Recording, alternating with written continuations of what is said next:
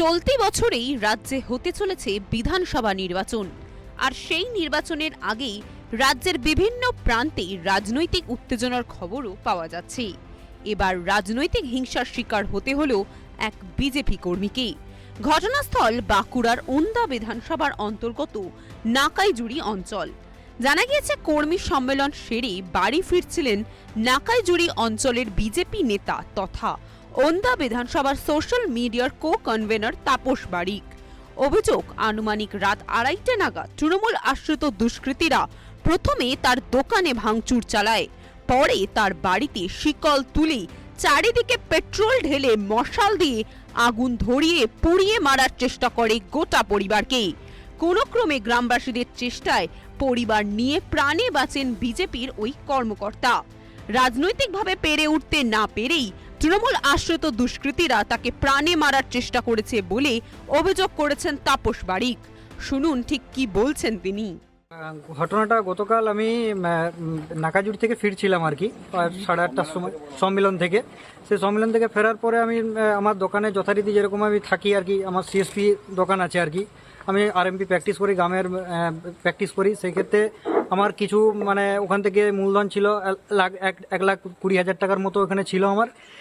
দিয়ে তারপর আমি ওই জায়গা থেকে যখন আমি বাড়ি যাই, বাড়ি যেয়ে যথারীতি খাওয়া দাওয়া করে শুয়ে থাকার পরে মা হঠাৎ করে বুঝতে পারে যে কি একটা যেন এদিকে যাতায়াত করছে। আমরা চেঁচামেচি করার পরে গ্রামের লোক আসে, গ্রামের লোক এসে শিকলটা খুলে দেয়, আমরা কোনো মধ্যে পানে বেঁচে ফিরি।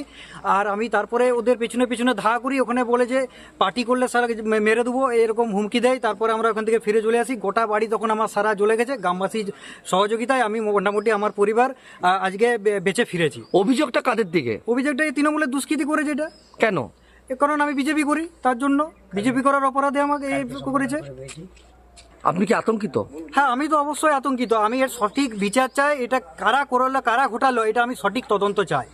কেন আমার পরে এটা অ্যাটাক করা হলো?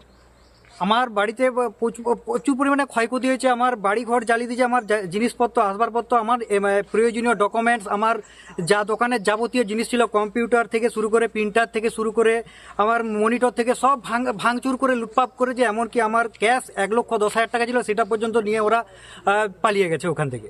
আপনার কি দোকানে হামলা হয়েছে? হ্যাঁ, দোকানে আমার হামলা হয়েছে। দোকানে প্রথমে আমার হামলা হয়েছে, তারপর আমার বাড়িতে হামলা হয়েছে। আমাকে টার্গেট করেছিল আমাকে মেরে ফেলার। দোকানে আমি প্রায় দিন থাকি, দোকানে যেহেতু পাইনি বলে বাড়িতে গিয়ে আমার হামলাটা অ্যাটাকটা করে আমার উপরে। আনুমানিক রাত্রি কখন কটা? আনুমানিক রাত্রি তখন বাজবে 2:30টার সময়। তবে এই বিষয়ে সমস্ত অভিযোগ অস্বীকার করেছে তৃণমূল শিবির। এই বিষয়ে তৃণমূল নেতা তথা ওন্দা পঞ্চায়েত সমিতির সভাপতি অভিরূপ খাঁ জানান, কোনো ঘটনা ঘটলেই তৃণমূলের গায়ে দোষ চাপিয়ে দেওয়াই বিজেপির স্বভাব। এই ঘটনার সঙ্গে তৃণমূলের কোনো যোগ নেই, বরং এটা বিজেপির গোষ্ঠীদ্বন্দ্বের ফলাফল। শুনুন কি বললেন তিনি। কিছু ঘটনা ঘটলে তৃণমূলকে দোষারোপ করা, এরা রাজনৈতিকভাবে দেউলিয়া হয়ে গেছে।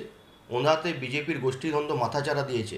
আমার সন্দেহ যে এখানে বিজেপির নিজেদের অন্তর্কলহের জেরে এটা হয়েছে কিনা।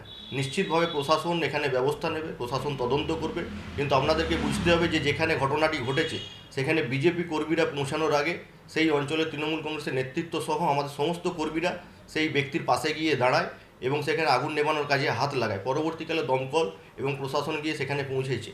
এই অন্তর্কলহের জেরে এটা ঘটেছে কিনা আমি প্রশাসনকে অনুরোধ করব সেটাও তদন্ত করার জন্য। সবসময় তৃণমূলের ঘাড়ে দোষ চাপাবো আর রাজনৈতিক তাদের কোনো বক্তব্য নেই, রাজনৈতিকভাবে তারা দেউলিয়া হয়ে গেছে, কোনো কাজ করেনি বিধায়কের বিরুদ্ধে বিজেপির একটা অংশ সোচ্চার হয়েছে যে বিধায়ক এলাকায় কোনো দেখা যায় না, এলাকায় কোনো দিন আসে না, এলাকায় কাজ করেনি, তার বিরুদ্ধে একটা অংশ সোচ্চার হয়ে এখন আপনাদেরকে বুঝতে হবে যে এটা বিজেপির অন্তর্কলহ কিনা। নিশ্চিতভাবে প্রশাসন তদন্ত করে দেখবে। যদি কোনো ব্যক্তি এর সাথে জড়িত থাকে প্রশাসন তদন্তের পরে তার বিরুদ্ধে ব্যবস্থা নেবে। এমন কি অভিযোগ করছে তার পরিবারের লোকজনকে তালাবন্দি করে আগুন লাগিয়ে? না, বিজেপি অভিযোগ করতেই পারে, বিজেপি অনেক অভিযোগ করে, পরবর্তীকালে সেগুলো সাপেক্ষে কোনো প্রমাণ দিতে পারে না। হাওয়া গরম করার জন্য বিধায়ক ঘুরে বেড়াচ্ছে।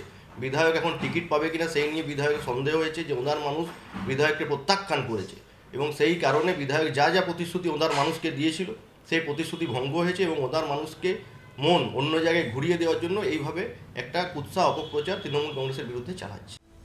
রাজ্যে একের পর এক রাজনৈতিক হিংসার ঘটনায় বারবার তৃণমূলের নাম উঠে আসছে, অথচ প্রতিবারই তারা দায় এড়িয়ে পালানোর চেষ্টা করছে। বিরোধীদের দাবি, শাসক দলের ছত্রছায়ায় দুষ্কৃতীদের দাপট আজ বাংলায় গণতন্ত্রকে বিপন্ন করে তুলেছে।